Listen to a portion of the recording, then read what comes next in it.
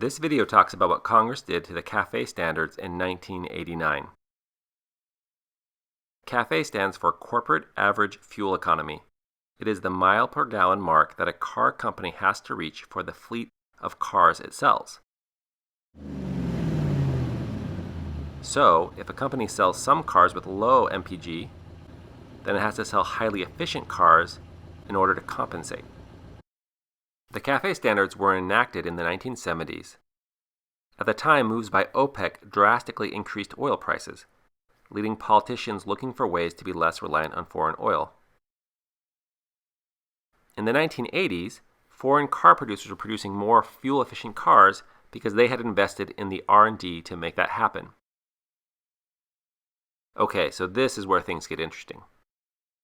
In 1989, Senator Bryan of Nevada wanted to increase the CAFÉ standards, but it was going to be an uphill battle because any increase would likely be opposed by all car producers, and there was not strong organized interest to support increasing the CAFÉ standards. But Senator Bryan did something to drive a wedge in the car producer coalition. Specifically, the bill would require a % increase by producers based on the current level in their fleet.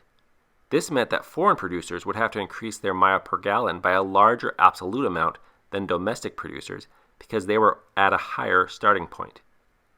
Foreign producers opposed the bill, but domestic car producers supported it because it would put their foreign competition at a disadvantage. So by introducing the increase in this way, the bill went from being one that all organized interest would oppose to instead being a bill that split the car producers. While the bill was ultimately filibustered, it made more progress than one would have expected. This example highlights how the Wilson-Lowy matrix can help us understand political outcomes. Raising the CAFÉ standards would normally be an example of entrepreneurial politics because the benefits are dispersed and the costs are concentrated on car producers. However, making the rise in CAFÉ standards a percentage increase meant that it was now a concentrated benefit to domestic producers while remaining a concentrated cost to foreign producers.